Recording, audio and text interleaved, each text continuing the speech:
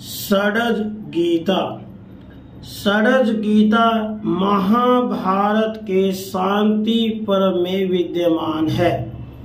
इस गीता का मुख्य प्रतिपाद्य विषय पुरुषार्थ चतुष्टय अर्थात धर्म, अर्थ, काम एवं मोक्ष की तुलनात्मक विवेचना करके उसमें श्रेष्ठतम का अनुसंधान करना है। धर्मराज युधिष्ठिर ने पूर्व पक्ष के रूप में अपने चारों भाइयों तथा विदुर जी से उनका मत जानकर फिर उत्तर पक्ष के रूप में अपना मत बताया है।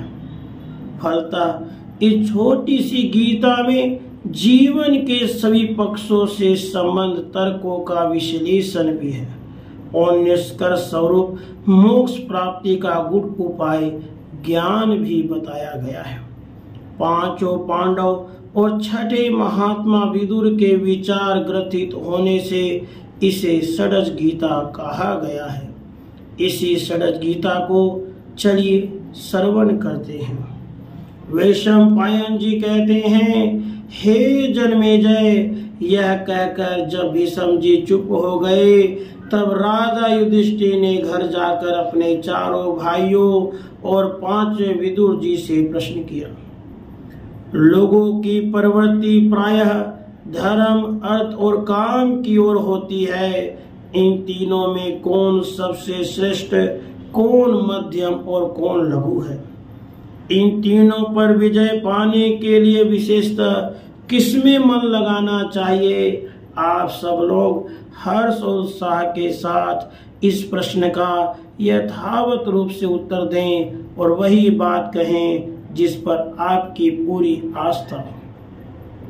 तब अर्थ की गति और तत्व को जानने वाले प्रतिभाशाली विदुर जी ने धर्म शास्त्र का समन करके सबसे पहले कहना आरंभ किया।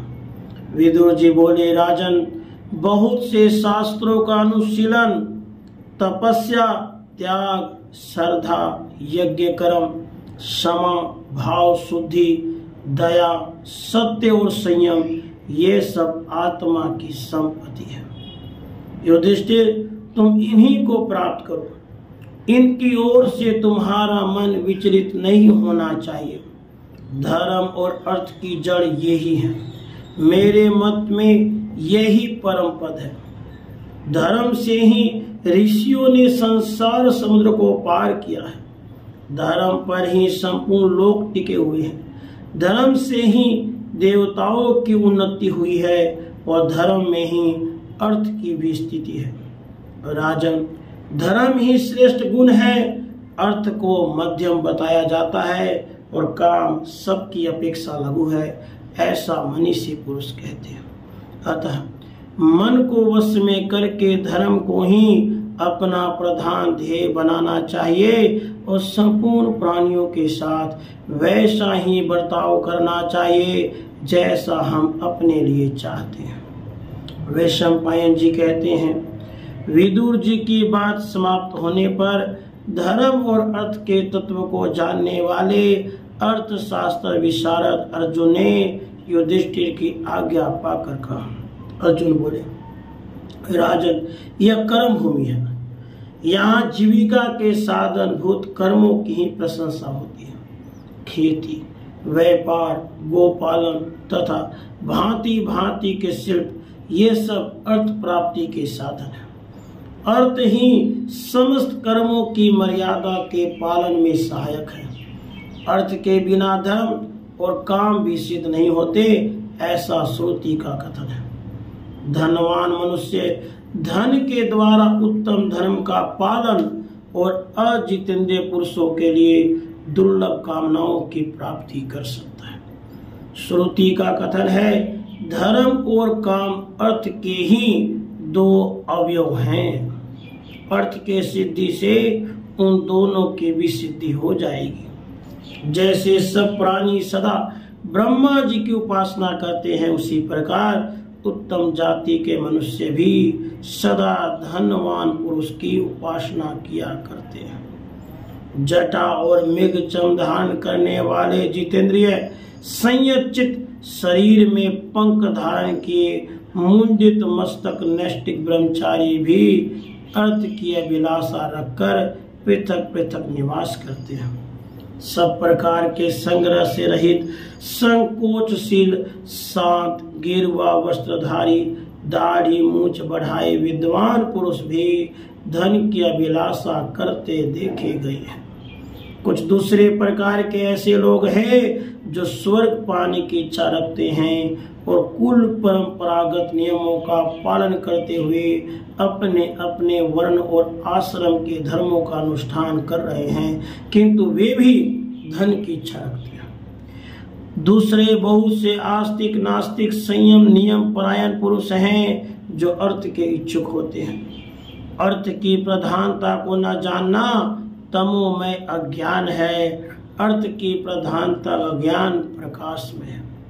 धनवान वही है जो अपने भृत्यों को उत्तम भोग और शत्रुओं को दंड देकर उनको वश में रखता है। बुद्धिमानों में श्रेष्ठ महाराज, मुझे तो यही मत ठीक जचता है। अब आप इन दोनों की बात सुनिए। इनकी वाणी कण तक आ गई है, अर्थात ये दोनों भाई बोलने के लिए उतावले हो रहे हैं।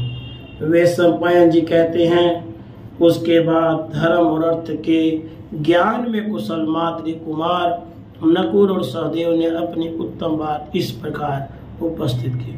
नकुल सहदेव बोले, महाराज, मनुष्य को बैठते सोते घूमते फिरते खड़े होते समय भी छोटे बड़े हर तरह के उपायों से धन की आय को सुदृढ़ बनाना चाहिए।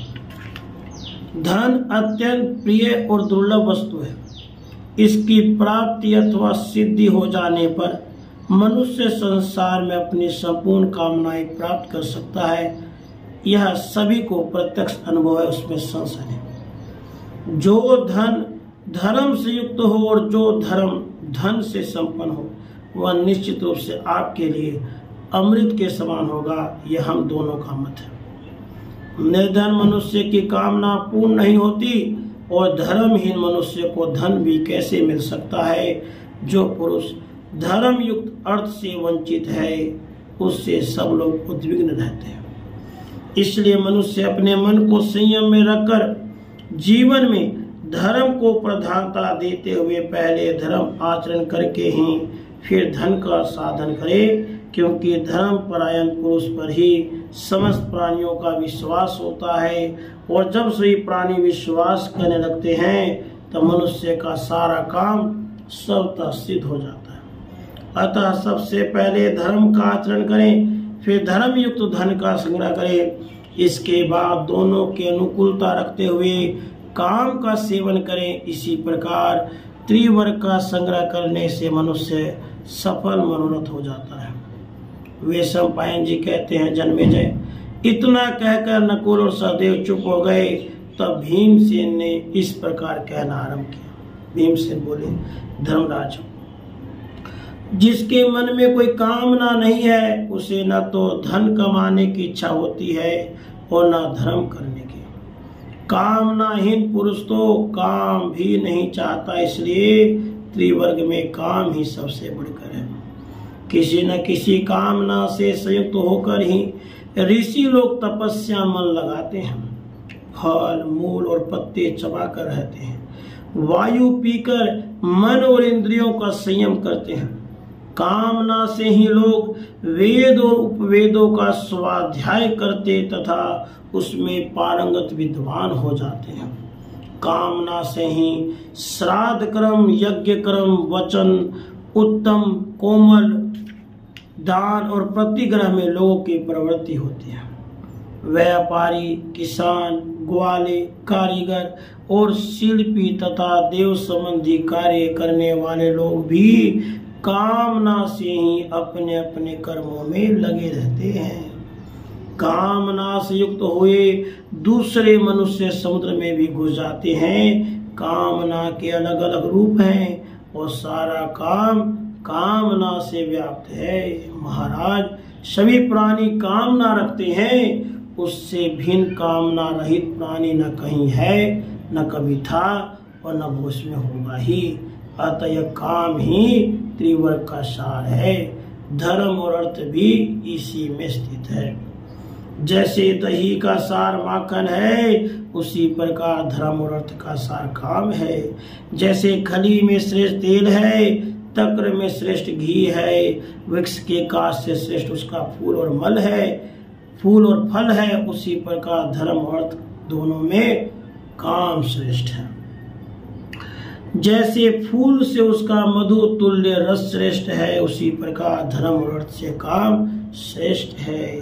काम धर्म और अर्थ का कारण है, तब वह धर्म और अर्थ रूप है। बिना किसी कामना से ब्राह्मण अच्छे अन्न का भी भोजन नहीं करते, और बिना कामना के कोई ब्राह्मणों को धन का दान नहीं करते। जगत के प्राणियों की जो नाना प्रकार की चेष्टा है, वह बिना कामना के नहीं होती। अतः त्रिवर्ग में काम का ही प्रथम एवं प्रधान स्थान है। अतः राजन, आप काम का अवलंबन करके सुंदर वेश वाली, आभूषणों से विभूषित, देखने में मनोहर एवं मदमत युवतियों के साथ विहार कीजिए। हम लोगों को इस जगत में काम को श्रेष्ठ मानना चाहिए। धर्मपुत्र, मैंने गहराई में बैठकर ऐसा निश्चय है, मेरे इस कथन में आपको कोई अन्यथा विचार नहीं करना चाहिए। मेरा ये वचन उत्तम, कोमल, श्रेष्ठ, तुच्छता रहित एवं सारभूत है। अतः श्रेष्ठ पुरुष भी इसे स्वीकार कर सकते हैं। मेरे विचार से धर्म, अर्थ और काम तीनों का एक साथ ही सेवन करना चाहिए। जो इनमें से एक का ही भक्त है, वह मनुष्य अधम है। जो दो के सेवन में निपुण है, उसे मध्यम श्रेणी का बताया गया है। और जो त्रिवर्ग में समान रूप से निरुक्त है, वह मनुष्य उत्तम है। बुद्धिमान, सुहृद, चंदन सार से चर्चित, विचित्र मालाओं और आभूषणों से विभूषित भीमसेन उन वीर बंधुओं से संक्षेप और विस्तार पूर्वक वचन कहकर चुप हो गए। जिन्होंने महात्माओं के मुख से धर्म का उपदेश सुना है, उन धर्मात्माओं में श्रेष्ठ धर्मराज युधिष्ठिर ने 2 घड़ी तक पूर्व वक्ताओं के वचनों पर भली भांति विचार करके मुस्कुराते हुए यह बात कही। युधिष्ठिर बोले, बंधुओं, इसमें संदेह नहीं कि आप लोग धर्म शास्त्र के सिद्धांतों पर विचार करके एक निश्चय पे पहुंच चुके हो। आप लोगों को परमाणु का भी ज्ञान प्राप्त है। मैं सबके विचार जानना चाहता था, इसलिए मेरे सामने यहाँ आप लोगों ने जो अपना अपना निश्चित सिद्धांत बताया, वह सब मैंने ध्यान से सुना। अब मैं जो कुछ कह रहा हूँ, मेरी उस बात को भी अनन्यचित होकर अवश्य सुनिए। जो न पाप में लगा हो, न पुण्य में, न तो अर्थ उपार्जन में तत्पर ही हो, न धर्म में न काम में, वह सब प्रकार के दोषों से रहित मनुष्य दुख और सुख को देने वाली सिद्धियों से सदा के लिए मुक्त हो जाता है। उस समय मिट्टी के ढेले और सोने में उसका समान भाव हो जाता है। जो पूर्व जन्म को बातों को स्मरण करने वाले वृद्धावस्था के विकार से युक्त है, वे मनुष्य नाना प्रकार के सांसारिक दुखों के उपभोग से निरंतर पीड़ित हो मुक्ति की ही प्रशंसा करते हैं, परंतु हम लोग उस मोक्ष के विषय में जानते ही नहीं है। स्वयंभू भगवान ब्रह्मा जी कथन है, जिसके मन में आसक्ति है उसे कभी मुक्ति नहीं होगी। आसक्ति शून्य ज्ञानी मनुष्य ही मोक्ष को प्राप्त होते हैं। अतः मुमुक्षु पुरुष को चाहिए कि वह किसी का प्रिय अथवा प्रिय न करे। इस प्रकार विचार करना ही मोक्ष का प्रधान उपाय है, स्वेच्छाचार नहीं। विधाता ने मुझे जिस कार्य में लगा दिया है, मैं उसे ही करता हूँ। विधाता सही प्राणियों को विविध कर्मों के लिए प्रेरित करता है। अतः आप सब लोगों को ज्ञात होना चाहिए, विधाता ही प्रबल है। मनुष्य कर्म द्वारा अप्राप्य अर्थ प्राप्त नहीं पा सकता। जो होनहार है वही होता है। इस बात को तुम सब लोग जान लो। मनुष्य त्रिवर्ग से रहित होने पर भी आवश्यक पदार्थ को प्राप्त कर लेता है। अतः मोक्ष प्राप्ति का गुण उपाय ज्ञान ही जगत का वास्तविक कल्याण करने वाला है। वैशंपायन जी कहते हैं, जन्मेजय, राजा युधिष्ठिर की कही हुई बात बड़ी उत्तम, युक्त और मन में बैठने वाली हुई। उसे पूर्ण रूप से समझकर वे सब भाई बड़े प्रसन्न हो हर्षनाद करने लगे। उन सब ने कुरुकुल के प्रमुख वीर युधिष्ठिर को अंजलि बांधकर प्रणाम किया। जन्मेजय, युधिष्ठिर की उस वाणी में किसी प्रकार का दोष नहीं था। वह अत्यंत सुंदर स्वर और व्यंजन के सन्निवेश से भूषित तथा मन के अनुरूप थी। उसे सुनकर स्वयं समस्त राजाओं ने युधिष्ठिर की भूरी भूरी प्रशंसा की। इति श्री महाभारते शांति पर्वणि आपधम पर्वणि षड्ज गीता संपूर्ण।